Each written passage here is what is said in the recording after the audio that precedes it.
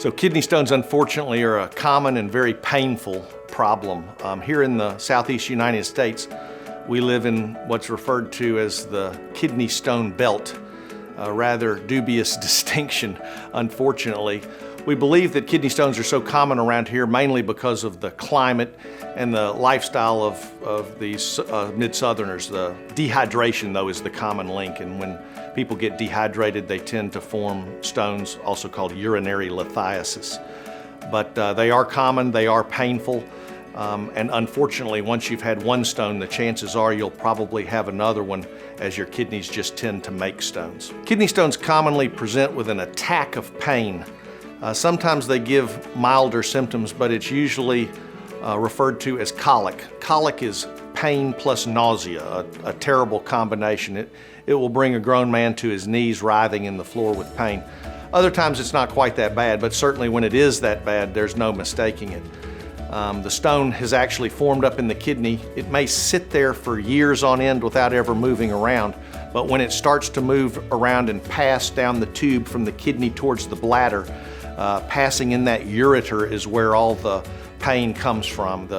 The stone clogs up the tube, causes the urine to back up, stretching the kidney system, which is what causes the pain and colic.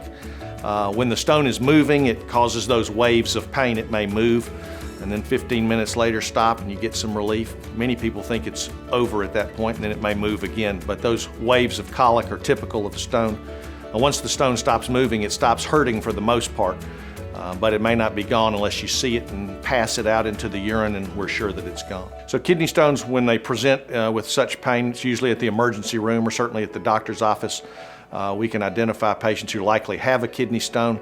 It's very simple to diagnose. We usually use plain x-rays or CAT scans.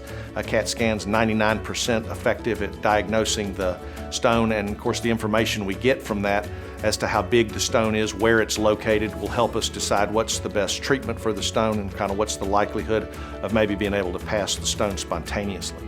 So a kidney stone, depending on its size and location, will figure out which of the several different treatment options we have. Oftentimes, if a stone is small and the pain can be controlled, we'll give what's called a trial of passage, which is to let the stone have a chance to pass on its own. The stone's trying to fit through that little tube, but the tube where the stone is not like a piece of PVC pipe where there's just water flowing through it, but the tube is actually squeezing, trying to push that stone through there, almost like a snake that's eaten something. So many times the body can push the stone on out on its own. When the stone goes from the kidney and reaches the bladder, that's what we refer to as passing it. Men are always worried that it's going to hurt worse coming through the penis, but the actual passing, the pain stops once it reaches the bladder. There's way more room for it to fit from the bladder out than it is to fit from the kidney to the bladder. Another form of treatment that's very common is lithotripsy, which is the shockwave treatment of the stone. This is typically done when stones are larger and can be easily seen on plain x-rays. When the stone's up in the kidney or high up in the tube where we can see the stone very easily, we can bring you to the outpatient surgery center, put you to sleep, get the lithotripter positioned. In the old days, the lithotripter was a bath of water that fired shock waves through the water. The technology obviously has modernized, and now it's just a gel pad that fits against your side, and the shock waves fire through that. They're virtually painless. We do it under anesthesia so that patients will hold still so that we can make sure we're hitting. It's almost like shooting a gun to hit the target reliably. But the sound waves fire through the body tissue, focus on the stone, and fragment the stone. It's 80% effective for most stones. And of course, the fragmentation of the stones will then crumble apart and then be able to pass much easier. It still involves passing the little stone pieces. However, they are much smaller, and clearly smaller stones pass and with much less fanfare. Another form of treatment is ureteroscopic stone extraction. People refer to it just as a scope stone extraction. Again, we take you to the outpatient surgery center, put you to sleep, look in through the opening of the urinary tract with a scope, and go up to where the stone is lodged. We have a lot of different instruments, either baskets or lasers, that can fragment the stone, snare it, and pull it out, and we'll remove the stone that way. Sometimes we can't reach the stone and have to put what's called a stent in, which relieves the blockage, relieves the pain of the stone, and then it makes more room for us to come back later so that the scope can reach it. If the tube is too narrow for the scope to accommodate the scope, It can be dangerous, and we certainly don't want to tear the anatomy or damage the anatomy, so we'll put the stent in to temporarily stretch things over 4 or 5 days, and that way when we come back with the scope, there's way more room to navigate and manipulate the stone. Ureteroscopic stone extractions, very common. We do them every day in the surgery center. Oftentimes, if you come in with a kidney stone attack and we find that it's a stone and it's hurting you so bad, if you hadn't had anything to eat or drink that day, which would make it safe for anesthesia, then we can sometimes take you straight to the surgery center and go extract the stone. Most of the time, however, if it's a small stone, if we can control the pain, we'd give it a chance to pass and then go get it if it didn't pass on its own.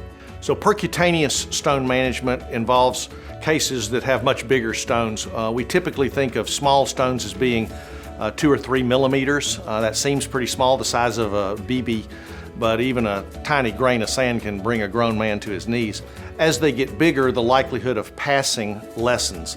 So anything bigger than 5 millimeters tends to get hung up in the ureter, the drainage tube, and so oftentimes those are the ones that are going to require some sort of an intervention when they don't pass on their own.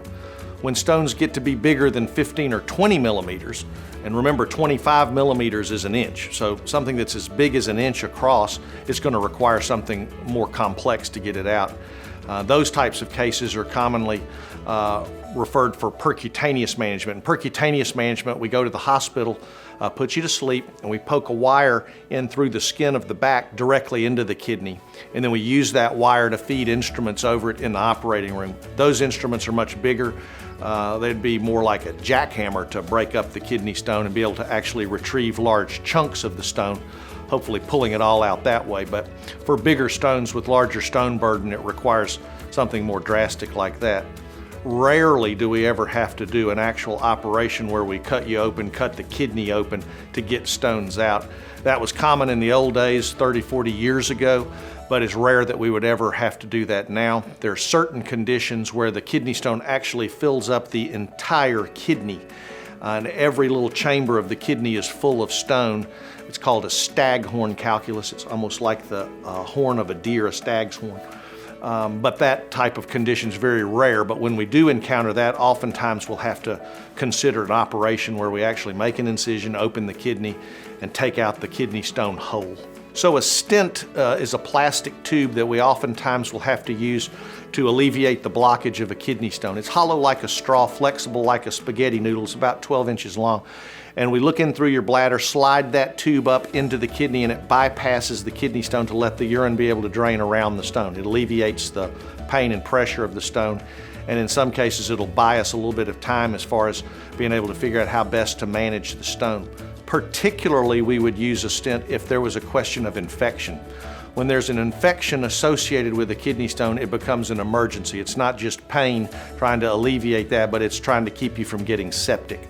So when we have an infected kidney stone, we have to get it drained that day. And so that involves either going to the hospital and having a stent put in, or going to the hospital and having a tube poked straight in through your back to let the urine drain out that way. Either one of those will help alleviate the infected urine, let it drain off, and then usually a week later we will go in and then get the stone out and get the stent out.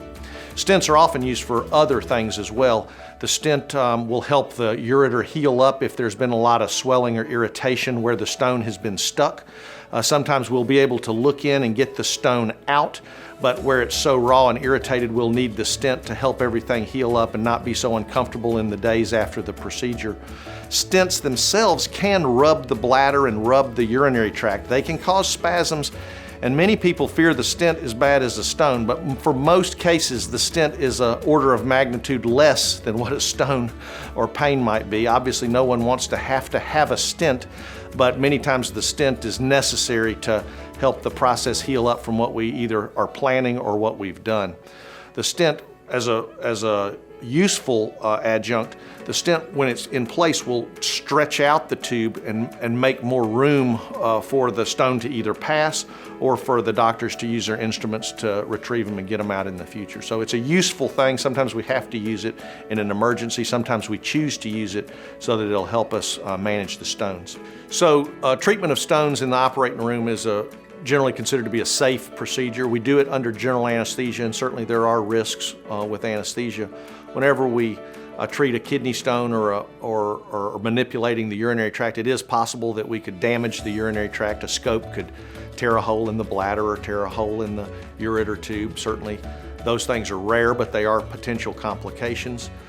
There's always a risk of bleeding with the urinary tract, and certainly there's a risk of infection that we try to be very diligent about. If there's ever a question of fevers or infection leading up to a stone manipulation, we'd want to temporize measures with a stent and certainly get the infection cleared up and under control before we started manipulating things within the urinary tract.